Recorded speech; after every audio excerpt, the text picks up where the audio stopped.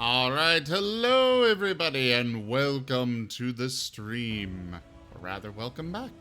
I am Raw Zim, and this is Abyssal Exalted. I will turn it over now to...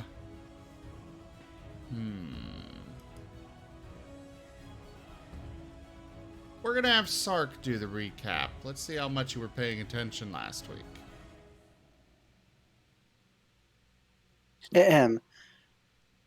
So last week on Abyssal Exalted, the crew chased the deadly assassin, working with, I forgot the name of the big baddie. Mahasuchi. Okay. Our heroes chased the fiendish assassin of Mahasuchi, and thankfully, through their undying will and cunning actions, cornered the assassin, and ensued an epic battle between good and evil. During the battle, sadly though, murder fell as his scythe pierced the heart of one of his allies. However, in a heroic act of bravery, he was able to send the devilish fiend away to a world that none of us really know yet, or at least I don't. Was that good enough? That was The pretty underworld. good. The easiest explanation is send him to the underworld. Yep. Also, this kind of works out a little bit too, considering both Moriarty and Jaffer probably won't be here. Both of their characters are currently in intensive care recovering.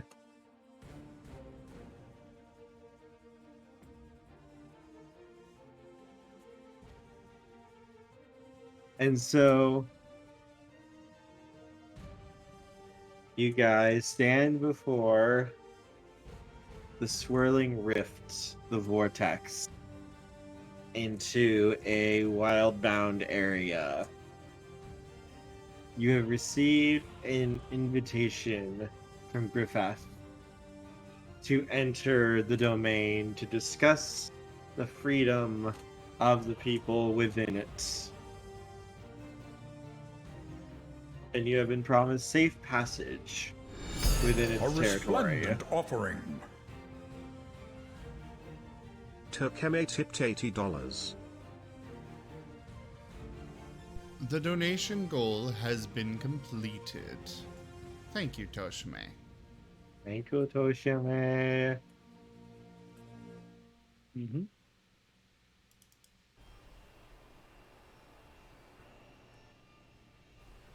So yes, we received the invitation, and now we're headed for it, right? If you guys wish, yes, you may go in. Originally, I was going to give you guys time so the others could recover, but at this point, yeah. If you guys just want to head in, you guys can head in. Also, Karama, you want to jump into the server? Oh, shit. You're good. That would be a nice help.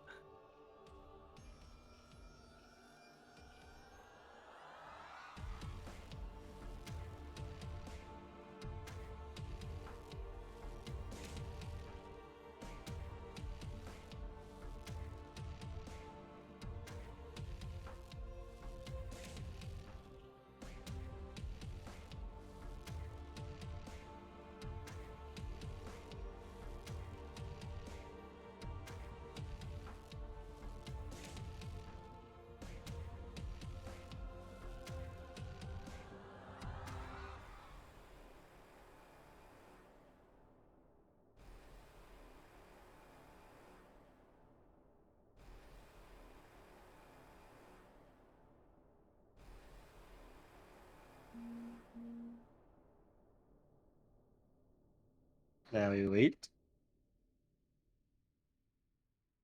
What are we waiting for? I was just waiting for Karama to get in. Ah.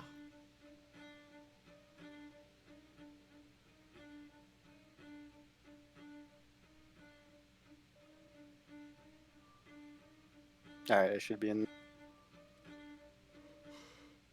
Excellent. So, Captain has volunteered to remain behind to watch over the villagers and to take care of them, as well as to ensure care for Murder and Cirrus. Nevis, would you want your second to stay here with the villagers, or would you want him at your side? He would want Ferris at his side. Ferris will go with you, and Krabiris would happily go with you as well.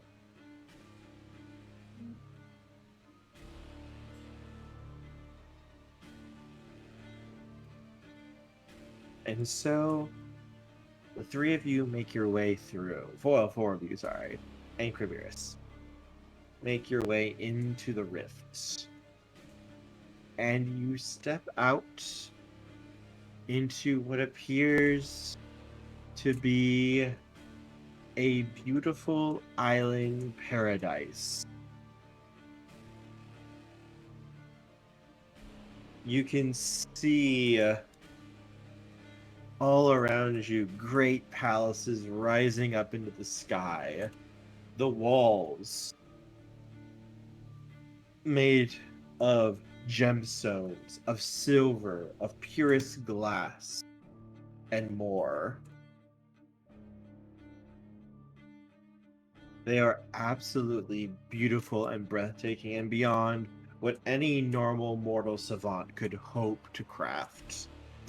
The island itself, you can see beautiful waterfalls, exotic plants, fruit trees, and other such wonders all around you. The air smells fresher, cleaner here. And you can see the ocean, hear it as it washes against the shore. There's probably like 4 or 5 different palaces.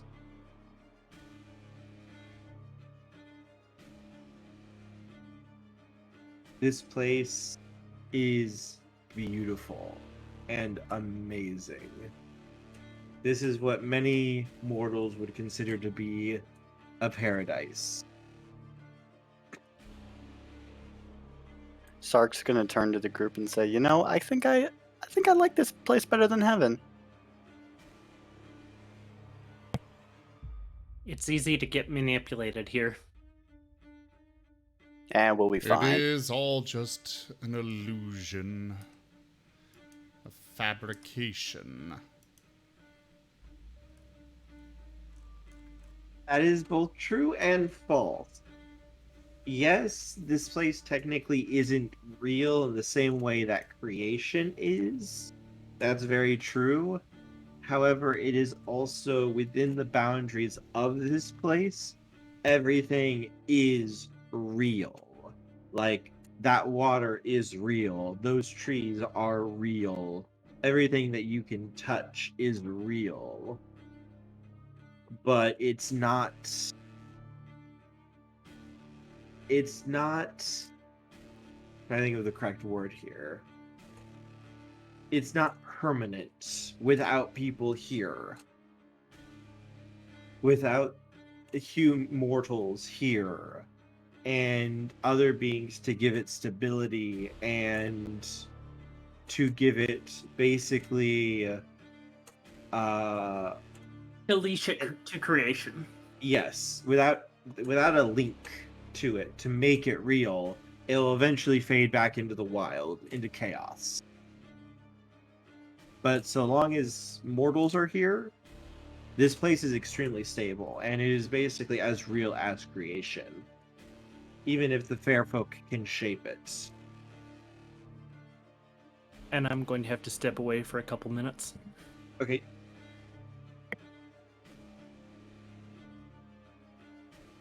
And this is what you are greeted with. As you can see Griffith flying over towards you and landing gracefully.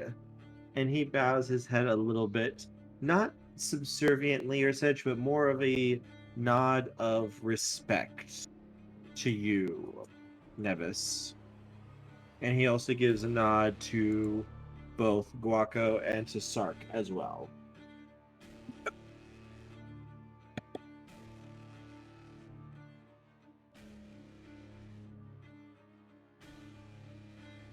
Greetings. Welcome to our Demesna. Be welcome here.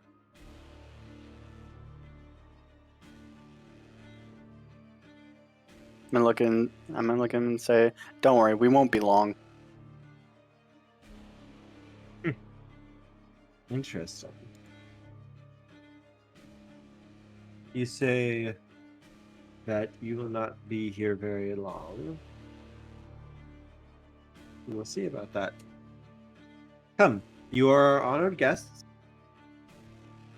So, walk with me and I will lead you to our leader.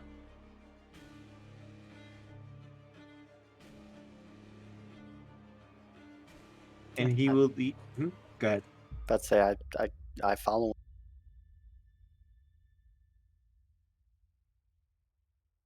He will lead you guys through into a large open courtyard that seems to link these multiple different manors together. There's a large fountain set up. You can see other little carts of food, meat, fruits, drinks, and you can see mortals relaxing on beds of cushions, being fawned over by these inhuman creatures, being fanned, being fed, being cared for, loved, and adored by these beings.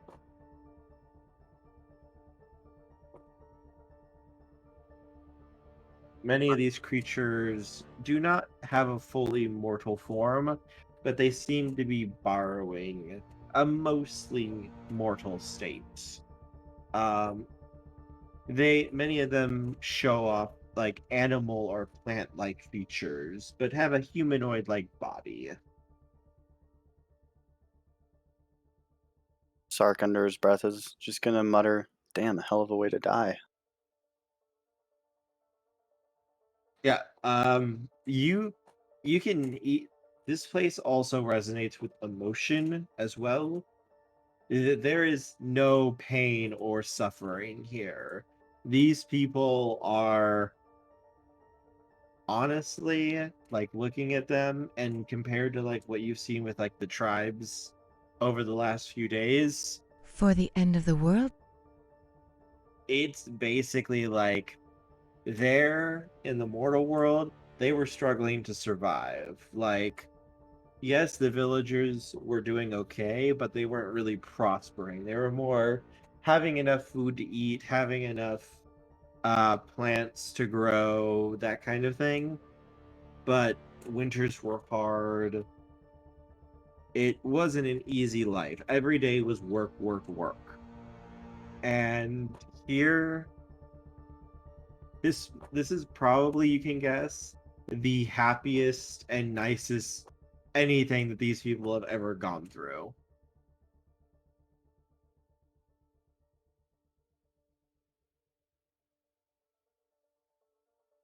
Sark is gonna quietly whisper to Nevis so that no one else can hear him. It's like, do we really want to take these people back to their mundane lives? I mean, they seem to be enjoying it pretty well.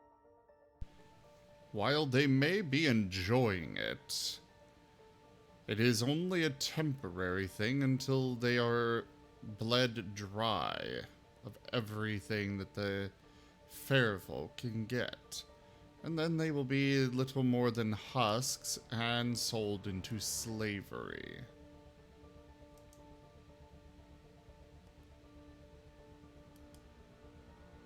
I mean, fair, but like this or a life of work. I mean, they'll probably die anyway if in a life of work. Like, I don't know. I will not stand for it either way.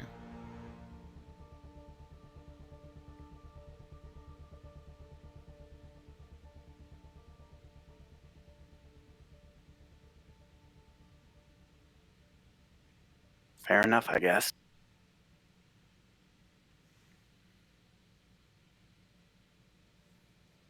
loud footsteps can be heard marching For the as the record, gate. Yes. Nevis is using Predator and Prey Mirror. Mm-hmm. Anyone looking at him will perceive a predator to them, or that is appropriate to them. Okay.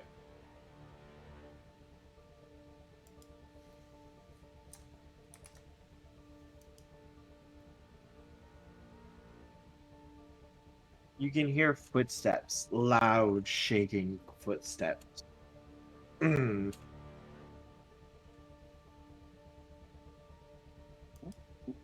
As the gate to one of the buildings open. This one, it's higher than the others.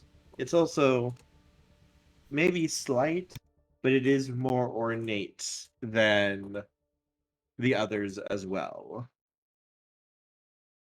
You can hear the sounds of flutes and drums being played as small creatures that look like they are made of glass come marching out. Some playing the drums that you are hearing, some playing flutes, and others coming with more instruments adding to the chorus. As a figure steps out. This figure is difficult to make out, really. It is wearing what looks to be large, lush blue robes. They completely cover its body, and there is a hood pulled up over its head, and you cannot see under that hood either. The cloak itself looks like it is sparkling with pearls, and it's threaded with some sort of substance that makes it look like stars are stitched into the weave. And it doesn't seem like it walks so much as it glides over the ground. It's on the ground, but it's just a gliding motion, not like a normal like step, step, step.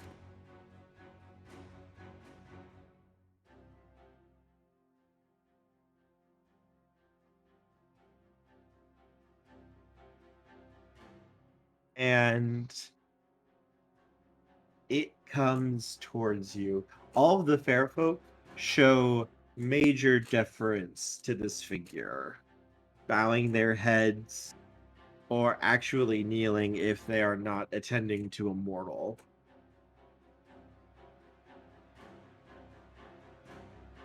Sark's gonna speak up and say, "I'm assuming you're the leader." Yes, I am. Its voice is very androgynous. It sounds like multiple voices are speaking together, both male and female voices.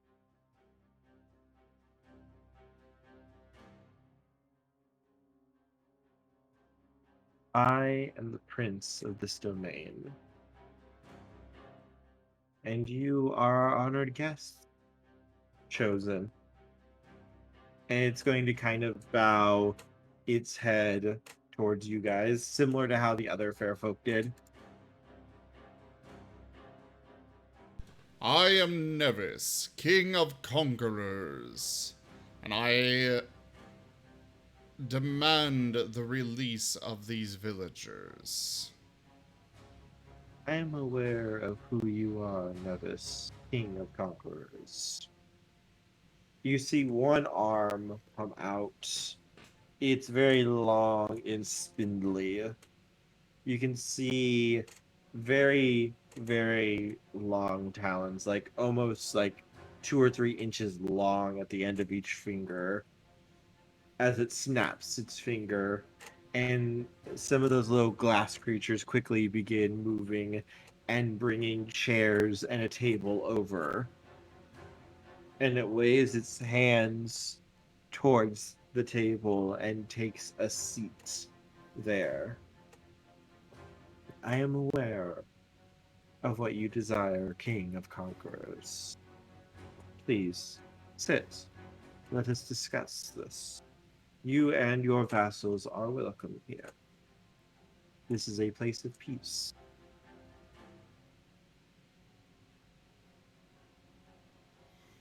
Sark's Nevis, gonna look at him and say, "We're not vassals."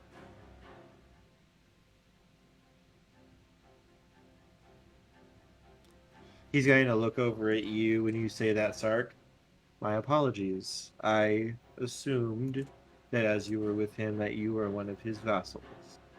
I apologize for the indiscretion.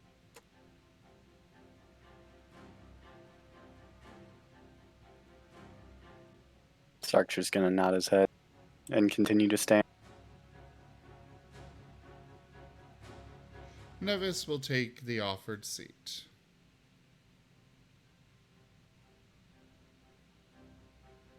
Tell me, why do you care about these mortals?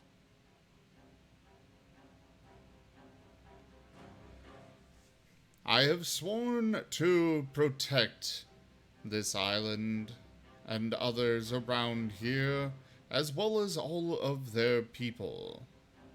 You are seeking to kill them. That is not something I can allow.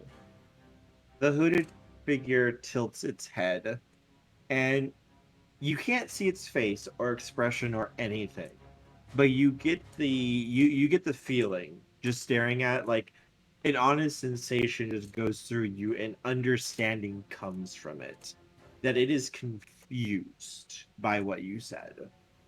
Like, it legitimately does not understand what you just said.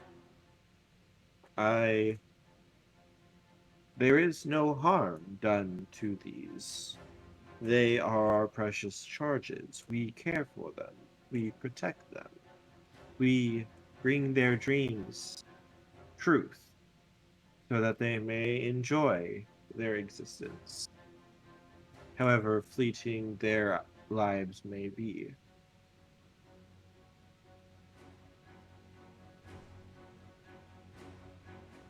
Sorry, Is repeat that this last not, line? no matter how fleeting their lives may be? The fair folk are immortal. Yeah. To them, a mortal's life is literally like a blink of an eye to them.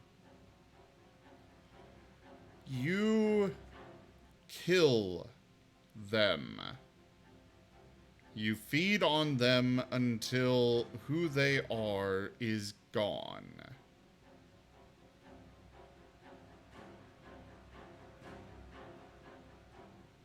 We merely bring their dreams truth.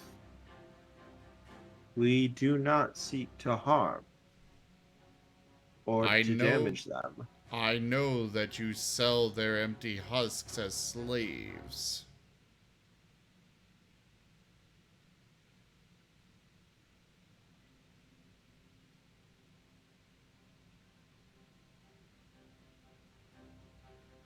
Some of my brethren do, yes. We do not deal in such things here. Then allow me to bring them all out of this realm. Make a sagacity roll for me. I actually bumped that up.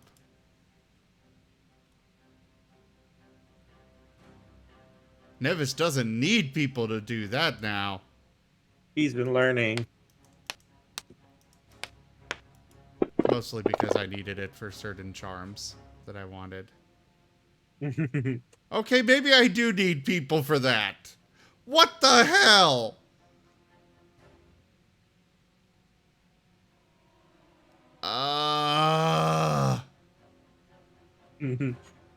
If you're willing to accept a penalty later, I will allow you to re-roll. I mean, I do have willpower. Willpower isn't in this game anymore. Oh, right. We did go over that last week. Mm-hmm. That was my fault.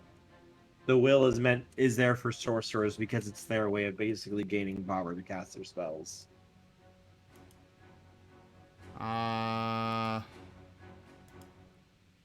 Fudge. Oh, If or you're willing, Wostein's just going to give me a reroll. Thank you, Wostein!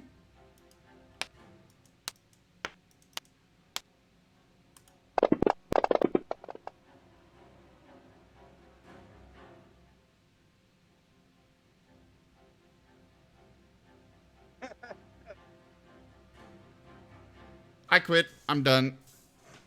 See you next week.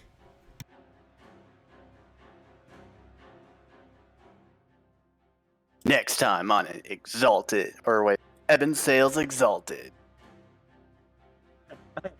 would you like to accept that penalty for a reroll? What about Ferris? He's supposed to be my person for that anyways. Yes, but he can't do it right now. This is gonna be your this is going to be your botch. Would you like to accept the botch, or would you like to accept something of my choosing later? First off, I would also... okay, before we proceed, I want to Yes. also remind you that I do have...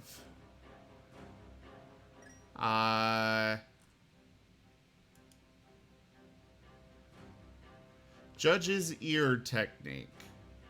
Okay. Anyone, any creature that tries to lie to Nevis, the lie will they will have to choose to either reveal the lie or suffer a penalty. Fairfolk cannot lie. Okay. That is fair. I forgot Anything about that they, yep, anything they say will be the truth. However, they are masters of saying things that might not necessarily be the truth that you're looking for, or you think is what they mean. I will accept the botch.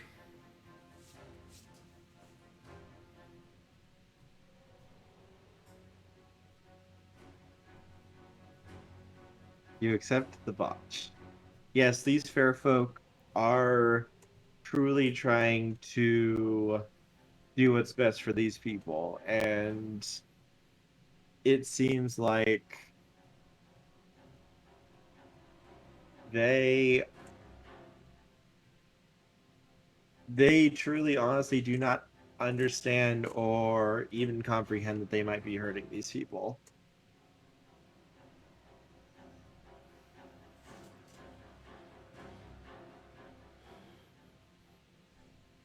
What happens when you are done feeding on them? We do not feed.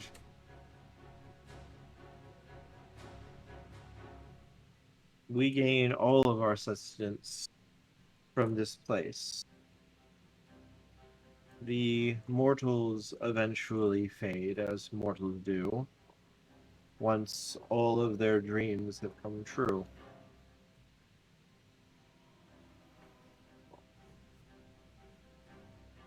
Do I get another roll to see what the frick he's talking about? You may make another attempt to decipher this.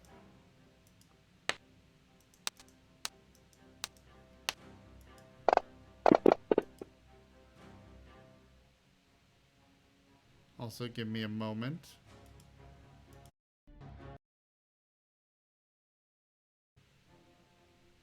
Okay. Reroll the 10.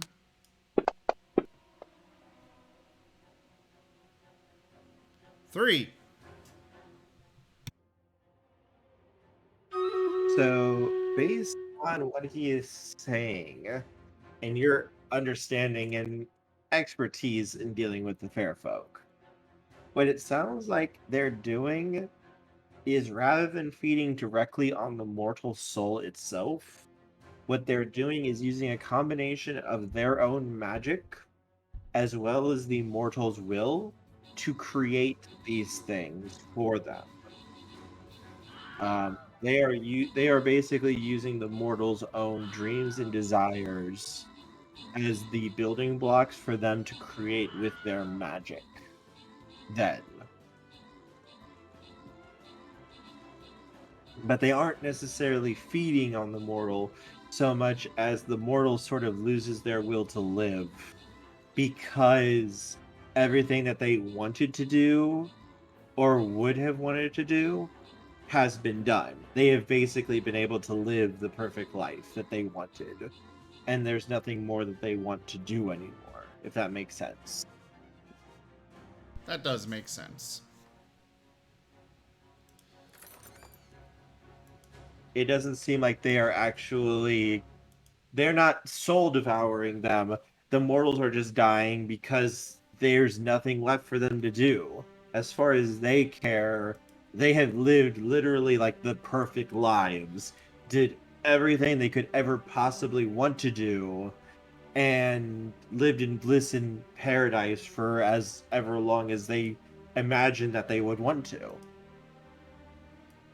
For some, they may have lived lives for 10,000 years. Others might live only 150, but it's subjective time for them. But it is... These are lives that are very fulfilling for the mortals. And the Fae feed on that feeling of joy and watching the bliss and getting their nourishment from that rather than feeding directly on the mortal.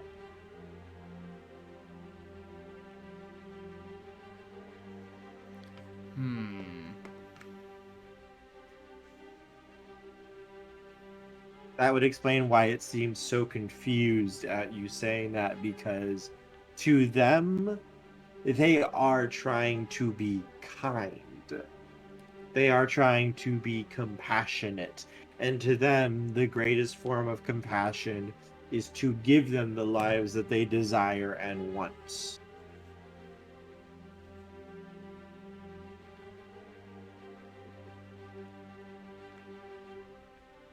Sark is going to look at Nevis and say, "Your call, Nevis."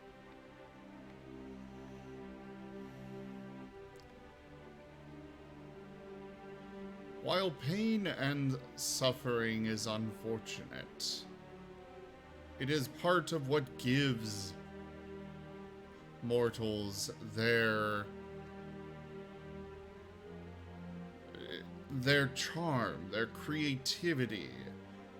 It is part of them and their lives.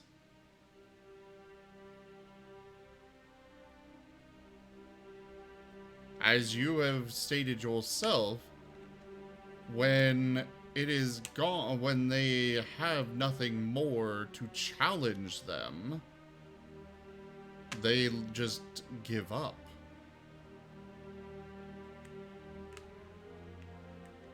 When they could have actually had many, many more years. Many more than 150 or 1,000? They haven't actually lived that long. Correct me if I am wrong, but this is just an illusion. We are able to craft this place to a semblance of your reality. Though without the mortals here, it would not last. We are able to control some things within it. But do you mortals not seek to avoid discomfort? Do you not seek to escape pain and sorrow and to find joy and happiness? Do you not aspire to see your dreams come true? Is that not what any mortal and every mortal seems to seek? To avoid pain, sorrow, despair, and to live a life of joy, bliss, and happiness. It doesn't sound like he's trying to be like against you, Nevis. It's like this is like an honest question. It's like I don't understand. It's like it's like if someone read in a book, this is how dogs are supposed to act, and then meeting dogs that don't act at all like the way they were described in the book. You fair folk cherish stories, do you not? That seems to get all of their attention. Like suddenly you can feel the eyes of predators on you. Not that they're necessarily trying to be hostile or anything. It's just like the words you chose is like you triggered something in them that Oh, I know. instantly gets their attention. Yes, we do. Stories are what give existence meaning within the wild. Without stories, there is nothing but chaos. We would lose ourselves in it. What kind of story is it? When a hero simply gets everything they want. What kind of story is crafted from a mere... from a lack of any challenge, of any questioning of going on, of anything, any substance? What story comes about if everything is just handed to the person, to the hero? A happy ending. The happiest ending comes at the end of the suffering, at the end of the trials, at the end of these, of the suffering, of the challenges. That is a truly happy ending. Because that happy ending is made so much more sweet and, well, perfect. For the simple fact... What makes a perfect, darling? Oh my. I don't know. I don't know, Nevis. At the end of all my trials and Auroris! suffering, it I was did kind not of a know pretty you bad were ending. here. Oh, pardon me, darling. Go ahead. I didn't mean to interrupt. I was just gonna say, you know, Nevis, at the end of my story there, in the suffering there, wasn't a happy ending. So I don't know about that. Sometimes there may not be. Ah, but darling, you forget your story isn't over yet. You could craft a great narrative into the future. Yeah, I was so close. So close. So It's long not as over the yet. life remains within your body, you continue to seek your goals and find your ending. Whether it shall be some great, grand battle, whether you rise to the occasion or fall, it shall be a grand tale told throughout the ages. Domino, you are intruding in our domain. I was invited, darling, and to be honest, I do improve every location with my mere presence. It is 10,000% more perfect. Thank you for calling me, dear. I figured that you might be of assistance here in helping these fair folk remember the substance, the proper, perfect substance of a perfect story. Oh, darling, I am simply enjoying everything you're saying at the moment. But do not let me get in the way. You, darling, are doing quite an interesting tale yourself, and I wish to see it to its conclusion. I will be more than willing to watch. A life lived for 10,000 years, where everything is just handed to them. Every little want or desire or wish is just automatically fulfilled. I would call that boring. That is not a story that will live on. Nobody's going to tell tales of that story. They'll tell tales of the heroics, of the struggles, of overcoming the challenges.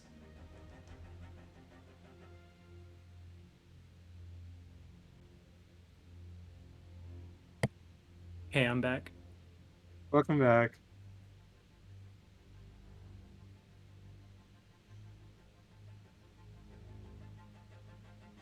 Time for wish fulfillment.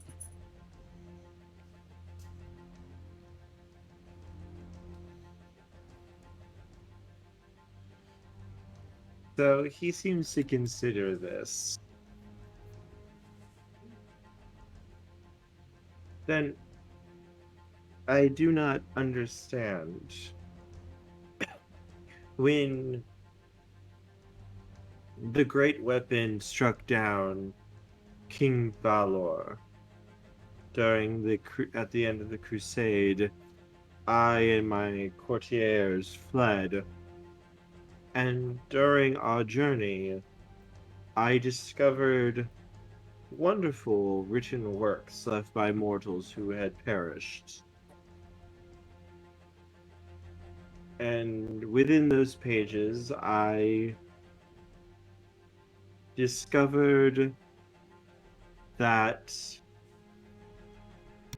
mortals sought joy and to escape pain and sorrow, that all that they worked towards, their goals, were to reach this, to find joy and happiness in life, and to see what they considered their dreams to come true. And that beings known as ghosts and spirits and other beings of death came from not ever making those goals or being denied them. Why then do mortals go against the tales?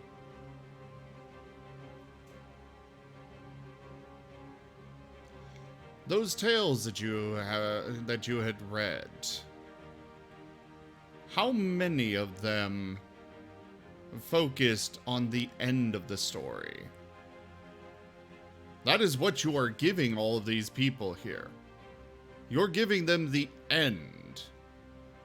You're not giving them the story. It's just the end.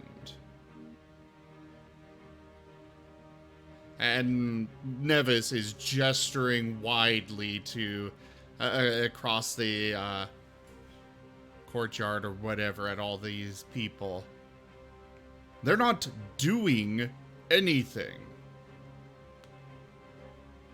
They are sitting there in a mindless haze of bliss. While, We yes, take that care is... of them. But what story is going on here?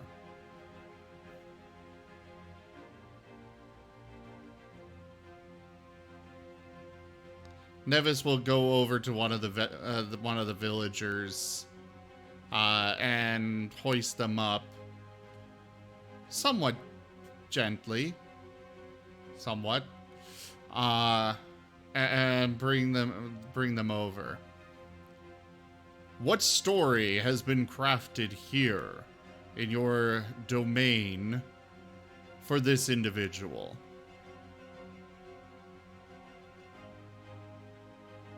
He was one of the survivors of one of the villages that were destroyed. Hold up. That right there. He survived. That is the meat. That is the whole essence of a story.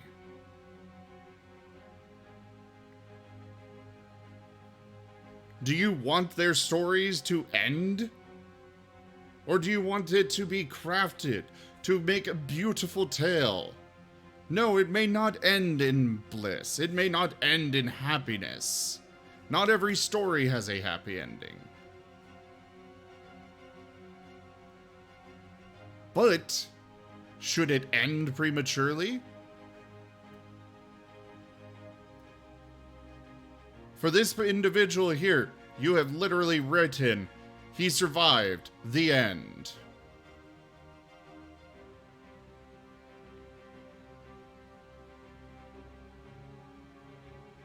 Mortals find compassion and joy with suffering. Compassion and joy is made all the greater because of the suffering that has been gone through prior. To be fair, though, Nevis, his story could have just ended with, village was attacked, he died, the end. I am not against some manner of coexistence here. But either way, his story has ended if he stays here. It seems like this fair folk is trying to understand what you are saying, Nevis, and it's like it's trying to understand a foreign language. It's getting some of it down, and it understands it, but it's trying to make sense of it in a way that it understands.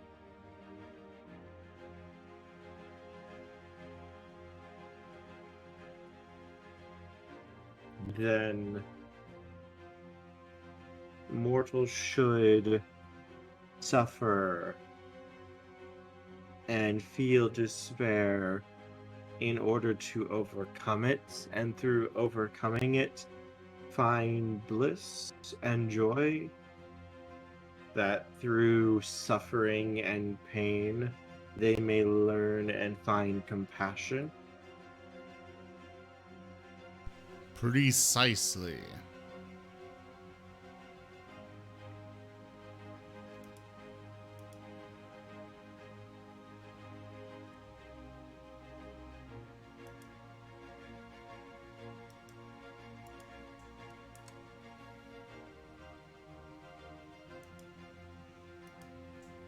That is precisely what I am getting at.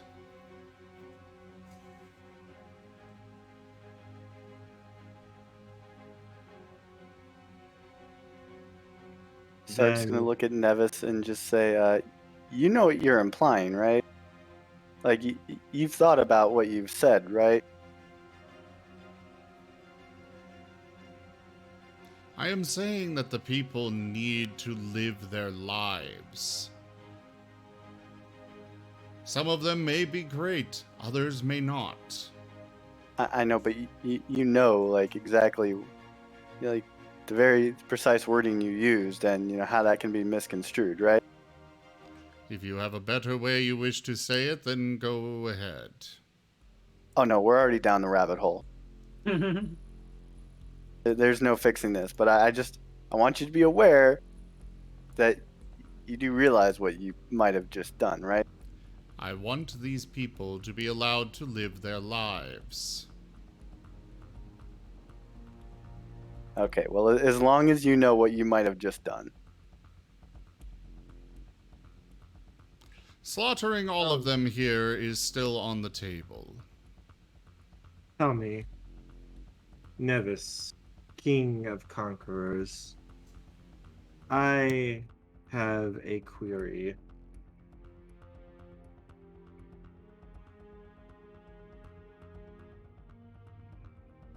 You may ask your query.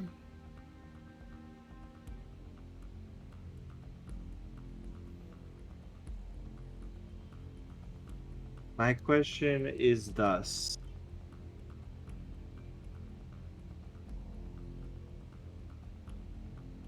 Do you plan to weave a tale of pain and suffering throughout all of creation?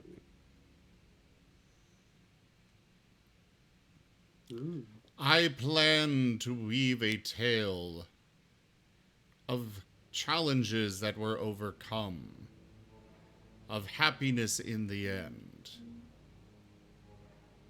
of peace, of striving for greatness in their own ways.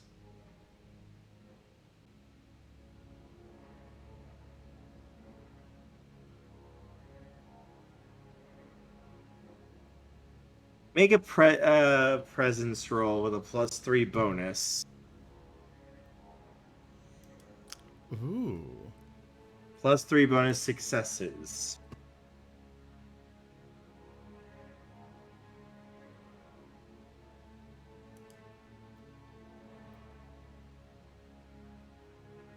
One moment, I need to read this ability that I just got.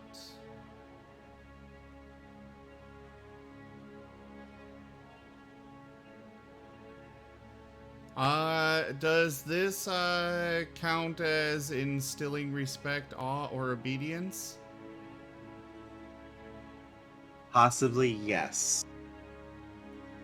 In that case, it would trigger Glorious Presence technique. Okay. So I double 9s. Okay, I will allow that for this roll because of what you have been saying and doing. I will allow it. All this role playing has been building up for this. So just the base number of dice plus 3 automatic successes. Correct. Yes. I'm going to go ahead and use my excellency to double my finesse on it. You may do so.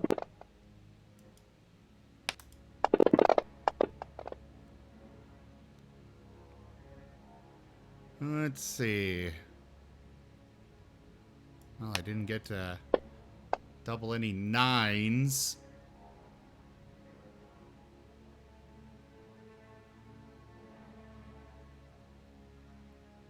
Uh, 15 dice. All these bonuses and stuff, and I rolled only 5 successes. Come on. You also have 3 extra successes, though, so you have 8 successes altogether. I know, but still. The dice said no. 8 then.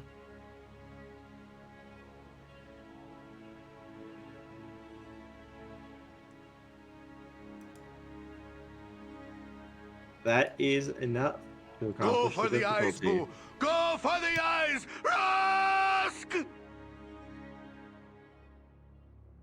Ha ha ha ha ha.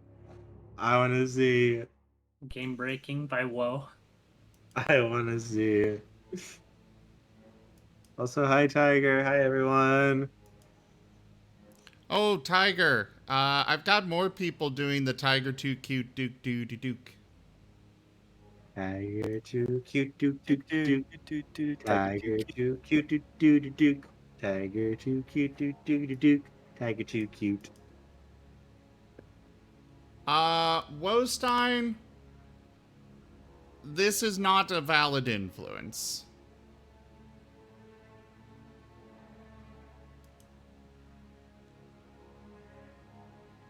I'm kind of just curious what the influence was. It's not actually an influence for the game. Hmm. He wants something else to happen, which is not valid. Ah, gotcha. He wants me to do a poll for the chat, Oh. which would have no bearing on...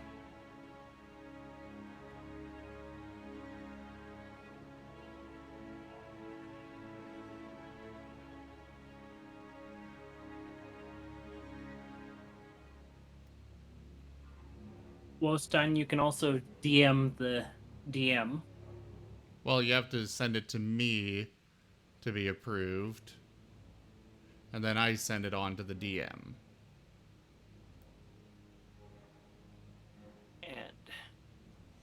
And Karma?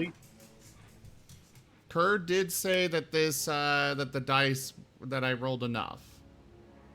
Are Well, you we have a wanting me reroll, to then. re-roll anyways? Or are you misunderstanding that I did succeed? You can also store the reroll in case you might need it. Yeah. I can. So the way it works is if the viewer specifies a purpose for it, we use it for that because they can use it to make us re-roll a success. Okay. Yeah, so I did make it. So we could turn that into a community re-roll if you would like.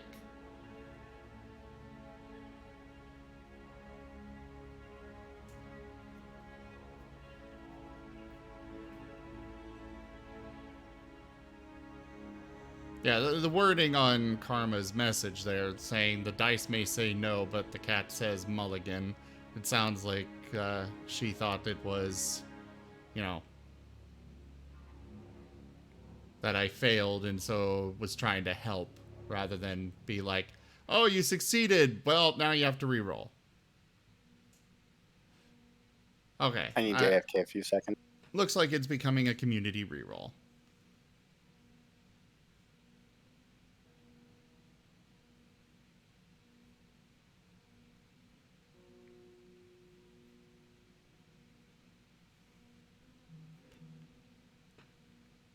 Alright, so anyways, carrying on with the story here.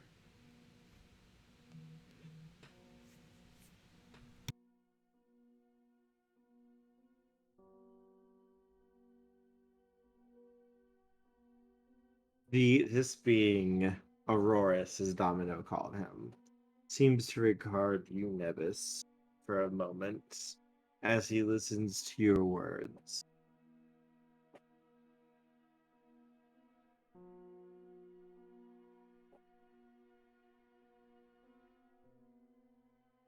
Before he finally speaks again.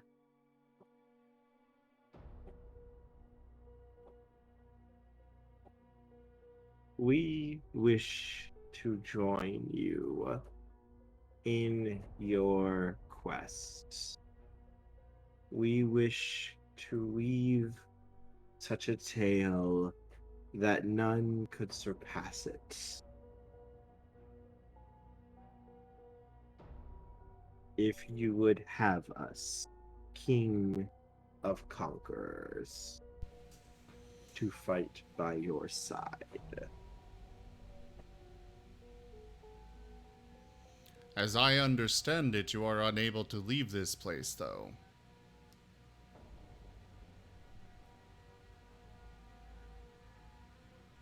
I will take allies. But I do not wish you putting yourselves in harm's way in such a manner. There are methods. Methods that we can abide by. I need to go get some water. I'll still be listening, so continue on. Though we cannot do it with normal mortals, those who carry the gift of essence can sustain us with a small gift each day. And we do not require essence every day. Were you to feed us, sustain us, we would be able to leave this boundary safely without having to worry about what will happen to us. And we would be able to fight at your side.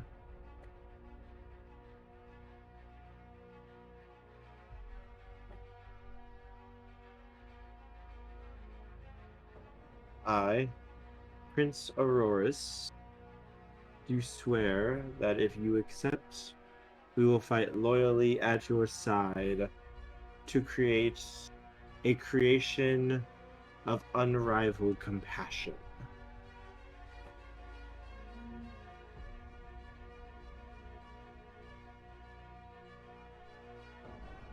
I accept this proposal.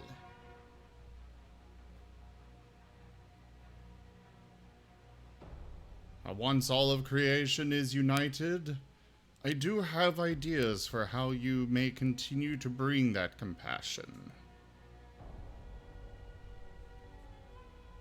In the way that you understand it.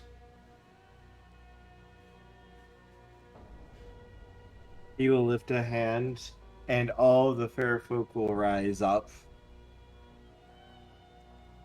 Warriors, prepare for war. We march. And you can see from the buildings these creatures come pouring out. Weapons sheathed, wearing armor, carrying standards, depicting a beautiful night sky with swirling lights within it. And they begin to march. Tokeme is laughing. Exalted, gotta catch 'em all. I mean, at this point, Nevis now has, you know, an army of freaking fair folk under him. Mm-hmm. He's got. Also, I don't think the update to the donation goal saved. Nope, it still says Goblin Army. No, that was correct. That was the correct one. Okay. But he's now got an army of fair folk. He's got several gods under him. Mm-hmm. Not to mention a bunch of mortals. Mm-hmm. If this is the compassion that they show for people, what type of compassion do they want shown to them?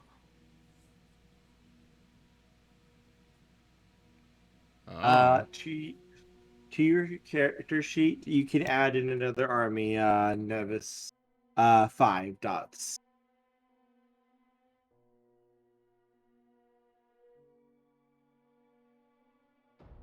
I can get you the stats of the army once I get it looked up again, because I have to go find the fair folk in the book.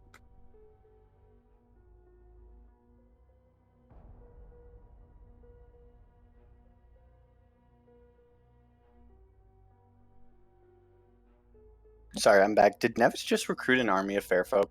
Yes, he Yes. did. Goblin Army. All right. Yeah, no, you said the exact right things you needed to say to have the... Toshimei's donation gave the chance of it even coming up, but you said the right things that you needed to say to lead you to have even the ability to attempt to make the roll. And you did. You said exactly what you needed to say to get the maximum bonus successes to the attempt, and you rolled high enough to get the army on your side. Because you followed a compassionate route. Mm-hmm. And you exploited the fair folks' nature, their desire for stories and tales. Oh, I just had that moment where I'm like, you know, they are sitting here, like arguing with me on this, and I'm like, you know, they love stories.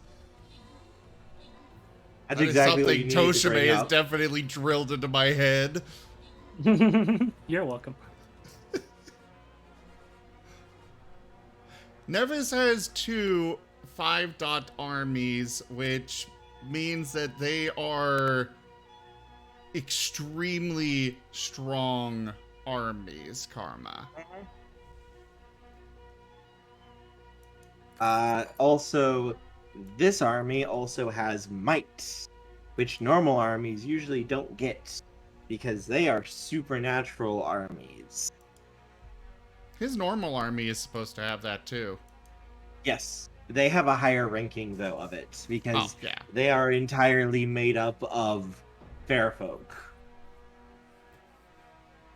Fairfolk army is fucking terrifying. The last time an army of them marched, They unmade 9/10 of creation by themselves.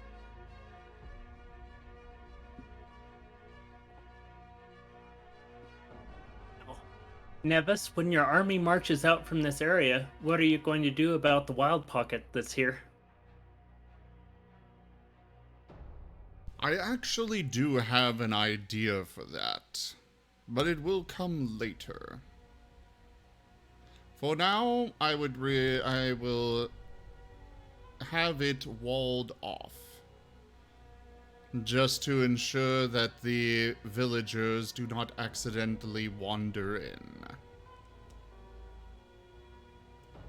There is something for you, my new lord. And from his cloak, he is going to draw out, and when he opens his hand, held out to you, Nevis, you will see a stone.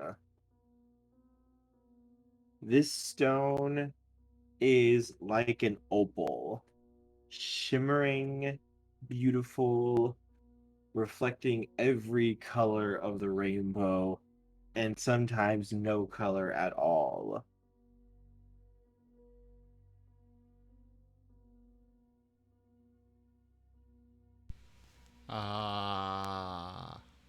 What is it? It's a stone. Thanks, Toshme. You can make a sagacity roll. Man, I am getting some mileage out of this already. There's a reason I max my sagacity. It is rolled quite often.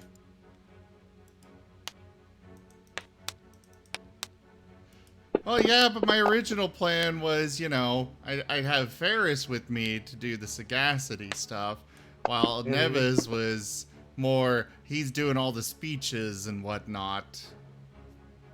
Yeah, no, Exalted, once they start to develop, basically get 5 dots in everything eventually. Ah. They just live for so long, they can eventually break the dice cap and go to up to 20 dice in something without using their charms. I know that I basically had to bump my sagacity up a bunch because I wanted all-encompassing sorcerer's sight. That's a good charm. Which, granted, that one also allows awareness for, but I decided to bump up sagacity because it's useful, and one of the prerequisites for the sorcerer's sight is one that requires more sagacity. And is Nevis ready for his army to be defeated by butterflies? No, Death of Obsidian Butterflies will not work on them. Yeah, after the assassin and several others that were hiding from him, he's decided he needed to have a way to see them, so he trained that his is wise sight. to use. He trained his sight, and now he can see the flow of essence itself. No, that's really good, considering I was considering having someone with a sidereal stealth suit come after you guys eventually, and that suit isn't going to work at all against you anymore because of that. Yeah, no one ever goes for like the awareness charms and stuff. It's like some of those charms can be really, really useful and good. It's like, yes, the really, really flashy combat charms are really good, but there's a lot of utility and just goodness in a lot of the non-combat charms, and a lot of people tend to kind of gloss over those a little bit. Like, you can actually make a terrifyingly effective Exalted character with just a focus on bureaucracy of all things. And then you end up in the forests of the east where you can't use any of it. Oh no, that's when you basically your bureaucracy is going to be so good. You create a bureaucracy with all of the animals and assign them positions and jobs. Because let's face it, I am vetoing that idea. We are not why? we are not subjecting poor animals to capitalism. Not capitalism. We are just Martinism. we are just we are going to ensure that the squirrels do not take too many nuts than they need, and ensure a clean, organized disposition of nuts to all of them so that no squirrel will starve. We will ensure enough bird seed goes out to So all of the communism. birds. Exactly. We are going to run a good, clean system where everyone will be happy and good. All the animals will have enough food and enough land and territory to be happy. We're going to make the East great again. God. Uh, and this will be my bureaucracy. This will be my bureaucracy. Is I run the animals.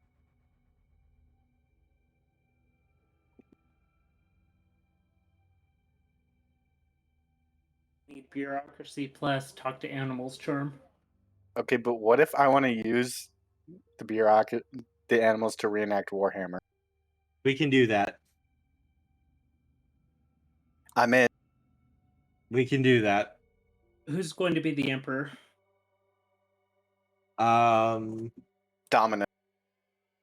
Oh, darling, you have such fine words. I will be happy to be the glorious God Emperor.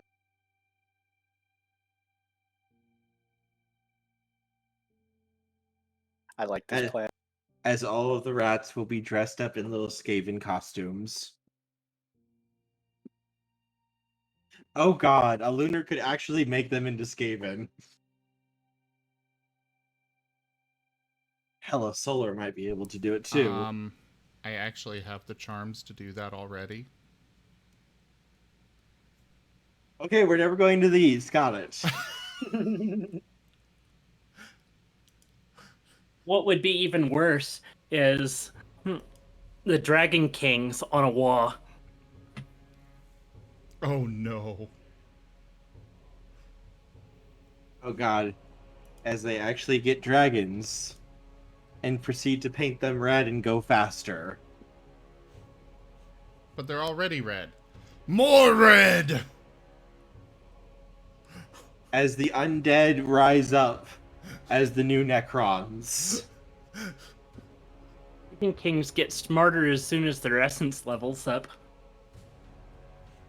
No, we are not having Warhammer in this universe. We should not do that, and yet my mind goes to it because this is Exalted and it's theoretically possible to do. And it's antithetical to do also. Which means someone somewhere has done it. Uh-huh.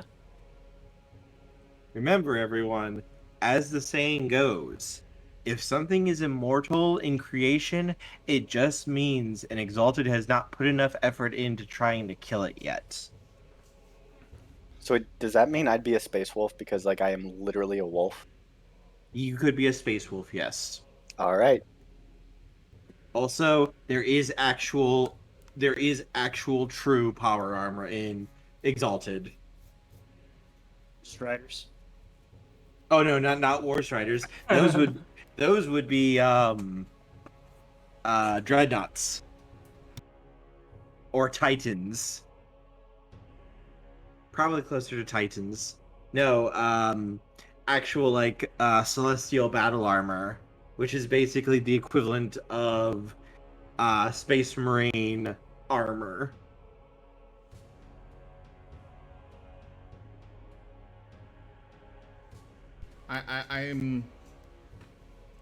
I do plan to pick up Beast Soul Awakening at some point.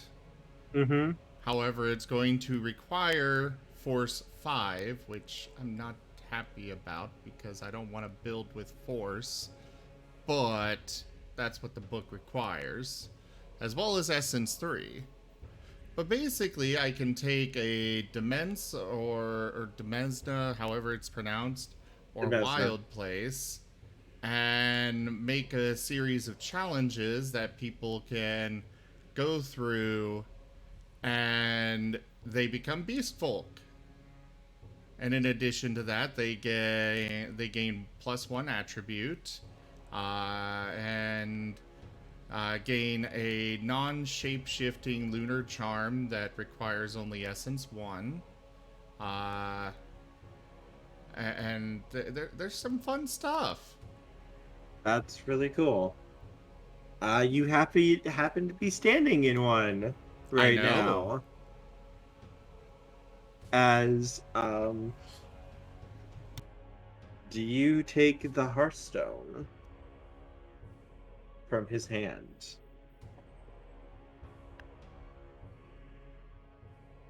Oh, that's what it is, a Hearthstone. Okay. Yes, it's a Hearthstone. That's why I was saying it's a rock. Yes, because with that roll that you made, you would recognize this as a Hearthstone. This is a tie to this location. And from the look of it, this is likely not just a Demesna, this is likely a Mance as well. Yes, the area is wild tainted, but one of those buildings, probably the biggest one that he came out of, would likely be the actual Mance itself.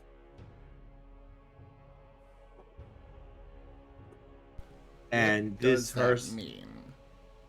This Hearthstone, basically, think of it this way. A Demesna is a place of power where multiple ley lines of essence meet at one place, and the essence wells up like a geyser. Okay? Make sense so far?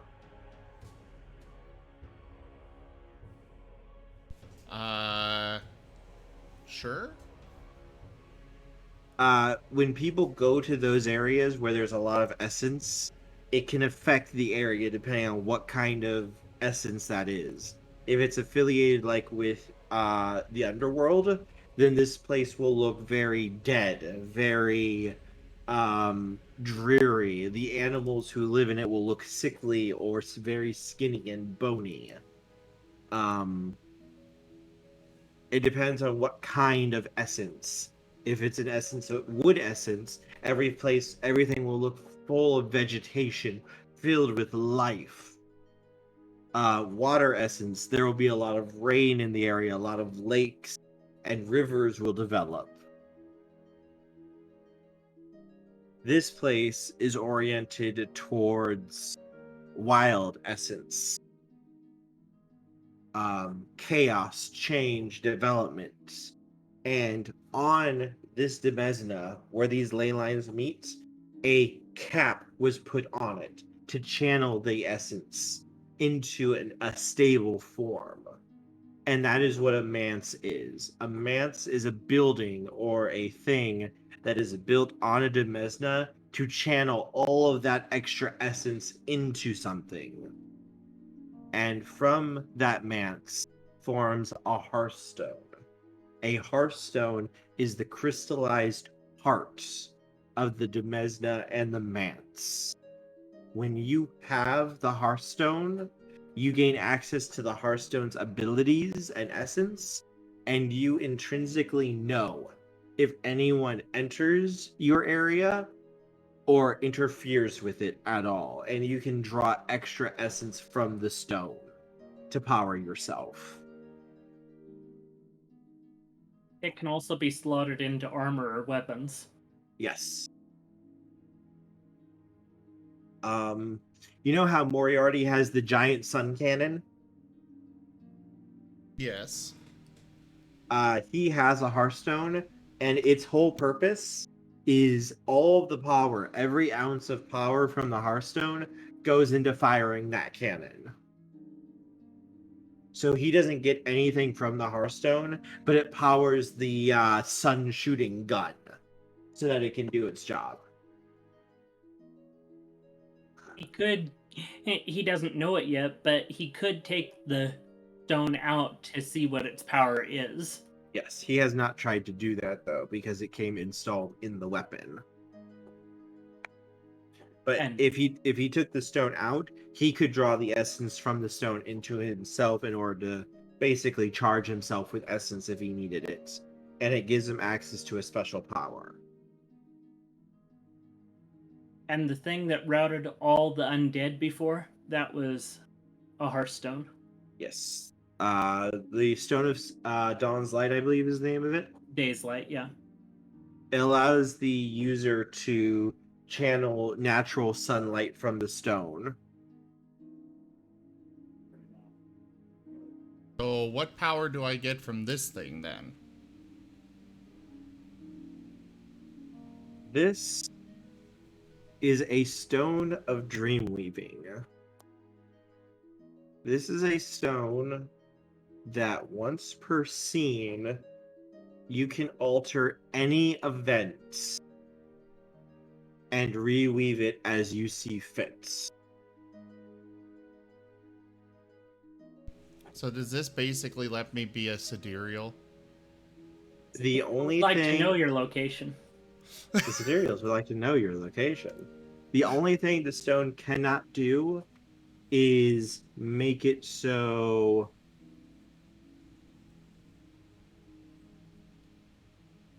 no, I take that back. This stone, basically once per scene, you can use the power of the stone to reweave reality to make something happen or to change something that happened. For example, say, a certain murder bird stabbed an ally in the chest. I rewrite could it use- so that didn't happen. You can use the stone to prevent that from happening, yes. Is it a one-time use or... Once per Sure. scene. Oh, right. You said that. Once per scene. This is a very, very powerful Hearthstone. But that's also because make another sagacity roll for me, Zim. Because you've heard his name now. You've heard his name a couple of times.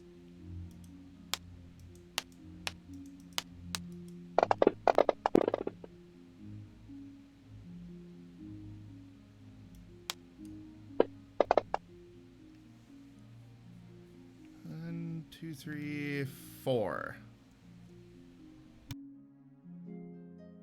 This is Lord Aurorus. Prince Aurorus. Said to be among the fair folk, one of the most powerful of their number.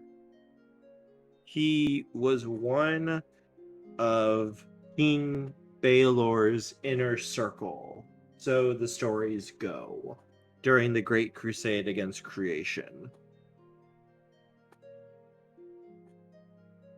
He is a fair folk of pretty much unimaginable power. He is extremely powerful. Which is likely why such a Hearthstone developed here, because they've been living here for so long.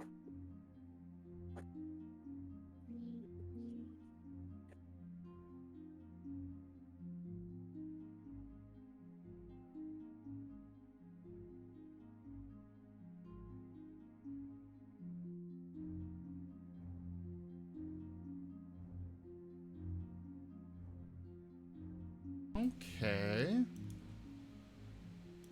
That would have been before the betrayal, right? Or was that after? After. Okay. Yep. The Balorian Crusade happened after the Solars were killed. Ah. Yeah, if the Solars had still been around, they would have been able to shut it down basically instantly. True. But because of what happened, there was no Solar around to invoke the Great Pax to prevent the fair folk from invading after they got permission to do so. And that's the Empress took over. Yep. The Empress took over, got into the Imperial Manse, and nuked them, which is how Lord Baelor, King Baelor, died. Getting vaporized by the Death Star, basically.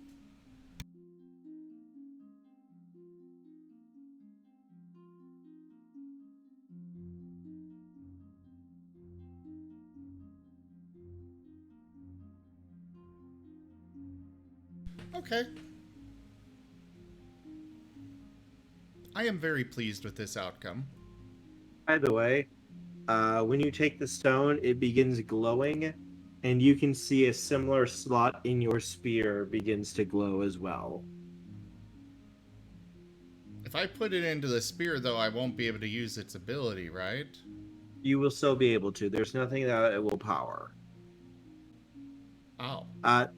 Some weapons and armor have slots that you can store multiple Hearthstones in so that you can channel their powers more efficiently. Oh, so I don't have to go digging around in my bag like, where the hell did I leave my Hearthstone? Basically, My friend yeah, just died. Come on, where'd it go? Yeah, basically because Where'd I leave my weapons keys? the weapons and armor are attuned to you and your essence, they're basically linked to you. They're like part of you. So as long as you are holding the item or have it on your person, you can channel the power of the Hearthstone even if you aren't actually holding the Hearthstone directly. Nevis will put it into the slot.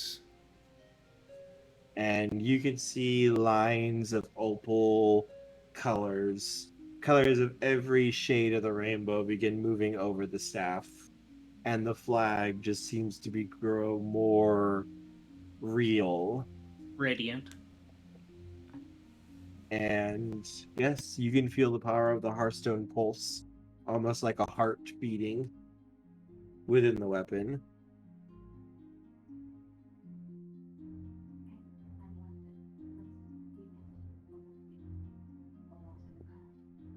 We await your command, my lord.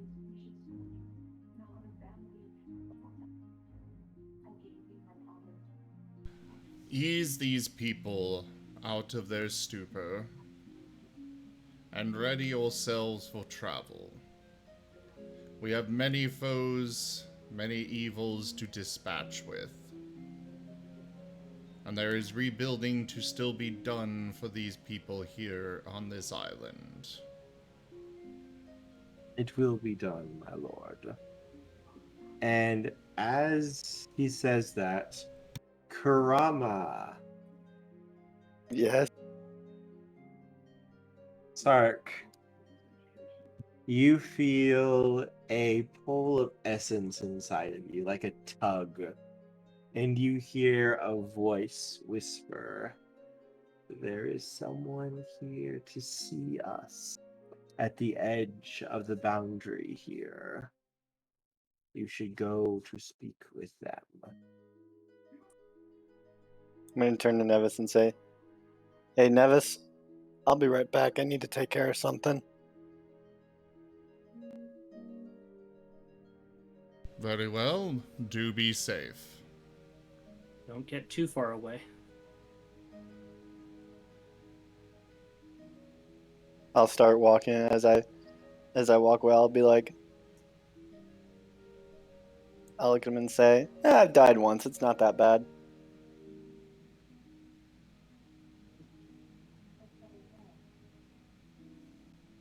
And I'll As just you walk to the... As you get to the edge of the Dominion, you can see standing outside is a large, like 9-10 feet tall lion made out of what looks to be jade. You know how you met the celestial lions? Yeah. They look very similar, except this one is made out of jade, and there's very interesting markings and etchings along its body, like prayers almost. Oh crap. I love how Mako just said that. He knows what this is. And Sark, as you near Neil, or That's as I'm not you kneeling. no, as you near it, it kneels to you, basically like extending its front legs out and just kind of bowing its head to you.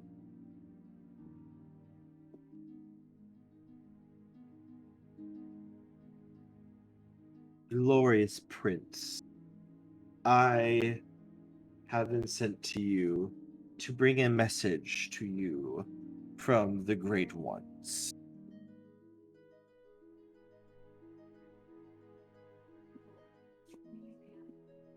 Does Sark know who the Great Ones are? The Yozai. You should. They're your masters. They're the ones. Okay. They're the ones who kind of give you jobs and such when they want you to do something. All right. I'm gonna say, how can I help you? Or like, just like, what's this message? The Great Ones have bidden me to give you information that one of your assassins has been located.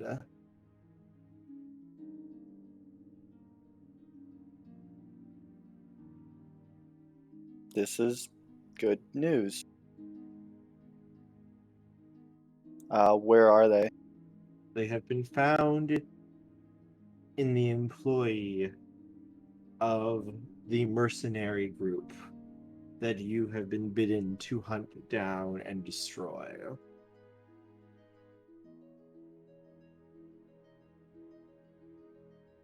So the people.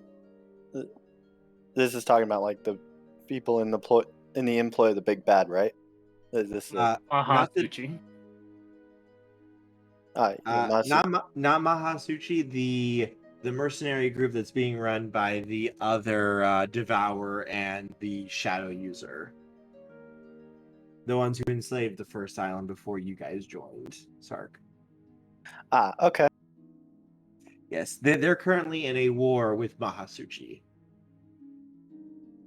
The Heart Eater and the Shadow. Yep. Okay. Yes, apparently he is one of them so far. They only know the location of this one so far, but they are looking for the others as per their deal with you. You have given good service. You have done your duty for them, and so they reward you with this information. What you wish to do with it is up to you, Sark. But they will be able to tell you where his location is. It is island north of here, about 3 days travel by boat. Okay. Island north, 3 days travel. Mm-hmm. It is one of the leading bases for this mercenary group. It's not their main headquarters, but it's one of their big bases. And he is there.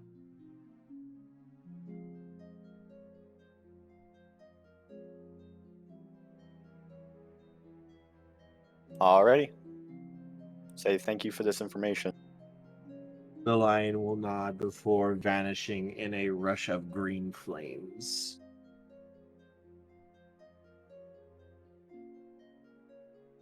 All right, and with this information, I'll head back to the group.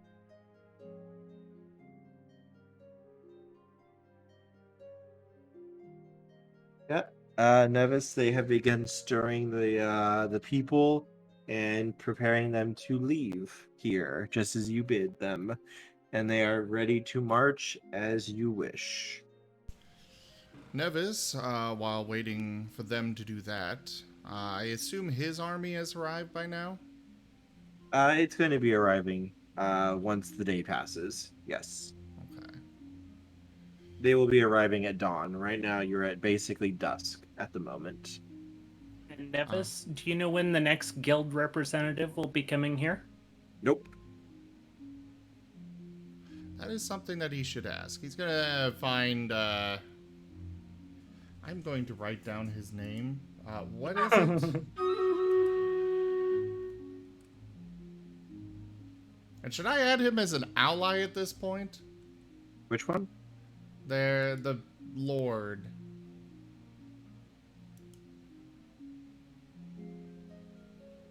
Of the fair folk here? Oh, yeah, he's part of the army. Oh, he's not special enough to be his own thing? He's powerful the enough? leader of the army. And what's his name? Lord Aurorus. Or Prince Aurorus, sorry.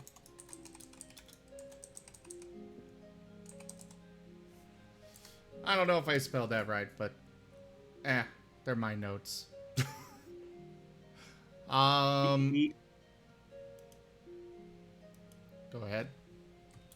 would be someone that you would have to make a deal with to actually get to do something outside of what he has already agreed to do. Basically leading his forces.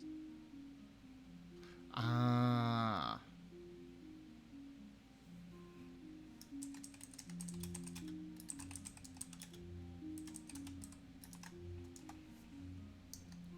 As I Yep. make it back to the group, I'm going to go up to Nevis and say, Nevis, I've got some information about a mercenary base about 3 days' travel north of here. Very good. As soon as my other army arrives, we shall set sail. In the meantime, they'll be arriving shortly. By morning, they should be here. in the meantime, we do have other things that we need to do here.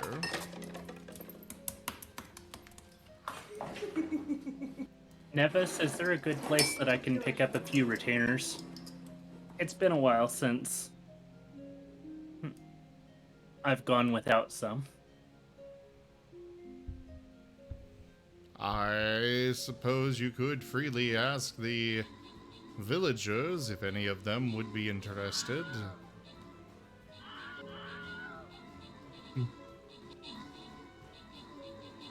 How big is this village? Not super big. A couple hundred people.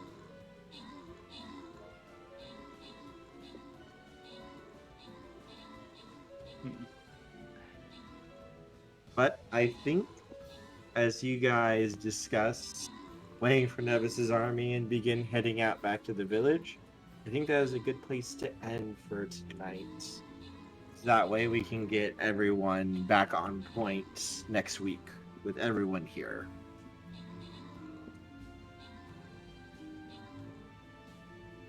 Sounds We've like a only plan. been going for an hour and a half. Yes, but we only have an hour left, and this is a good stopping point because after this, everyone would be actually back up and operational.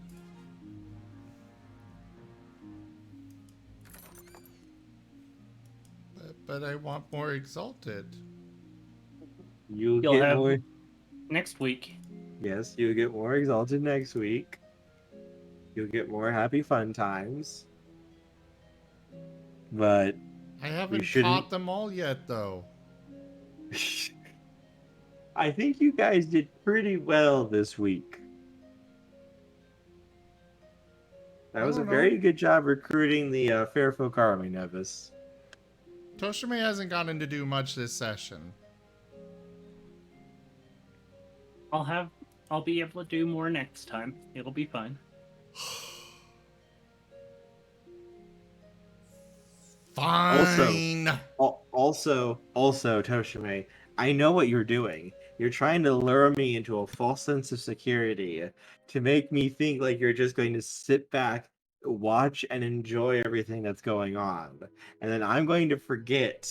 And then right when I drop my guard, you're going to do something absolutely game-breaking to me and make me break and just start whimpering in absolute defeat. Oh, please, that's going to happen anyway. I mean, you're not wrong, but I can at least try to make it sound more dramatic. Yeah, that would be able to do it. You would be able to do that, Toshime. And they will not be in combat. They'll just be doing the normal slavery type thing of catering to my whims and Attend to me, minions. Uh-huh. Nevis would not allow that. This would be more like, hey, I have servants who bring me food. I have people who clean my clothes for me. I have things, I don't have to do any of my own chores. I pay people to do my chores. Intern. Paid for this, it's not slavery. No, it's not slavery. He pays them. If we get to a big enough town, I can get slaves. No, we call them intern. Nevis would not allow this. The terms to the slavery would be, they get their freedom on calibration, which is Calibrated 1 year. freedom. So in Exalted, in creation, there's what's known as the week of calibration. This is 1 week at the end of the year when creation is basically very close to the underworld and the spiritual realms. It is a week that basically doesn't exist. During the week of calibration, ghosts and demons can come over easier, and during the event, usually back in the first age, a great feast was held for the entire week. 7 days of non-stop partying was done. The reason for that is during the week of calibration, it is the only time it is possible for someone to summon a third circle demon into creation. Third circle demons are so powerful and dangerous that just a single one of them can completely alter the way creation works. They are extremely dangerous, they are extremely deadly, and they are extremely intelligent. So in order to keep any solar, because solars were the only one capable of summoning them, from doing it, because it involves a 7-day ritual to summon them, they started holding the Great Feast. So the solars were too busy partying in order to do it. So, I will say, Sark, your master would be able to be summoned during that. One of them, yeah. The Ozai themselves can't leave, but the third circle demons are basically their big generals. If one of them shows up, shit's getting done. Because solars are back, they can set the terms for. Yes, it is not safe and it's not easy summoning them, but a solar with enough experience can do it. And it's usually, I feel bad for anyone going after that solar if they have a third circle demon working with them. It ain't gonna work well for them.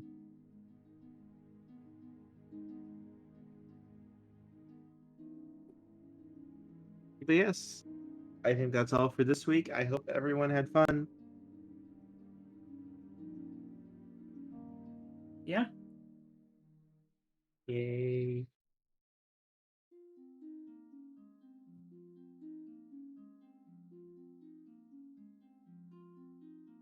Just waiting for Zim to do the Outro.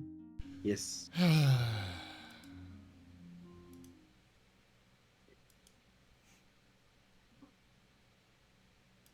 Okay.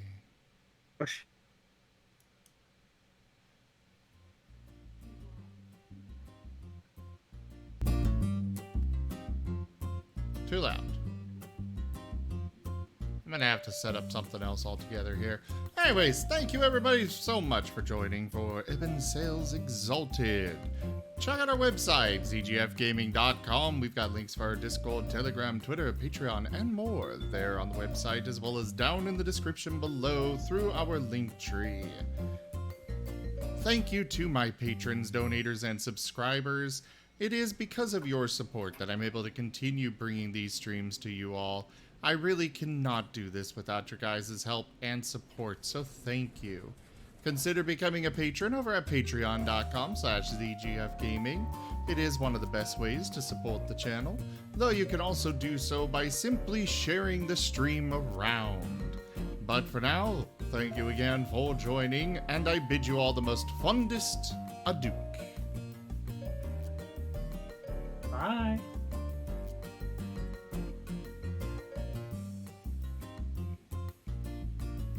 The rest of you gonna say bye? Dook dook. I Bye, everyone. I think Karama's having mic issues.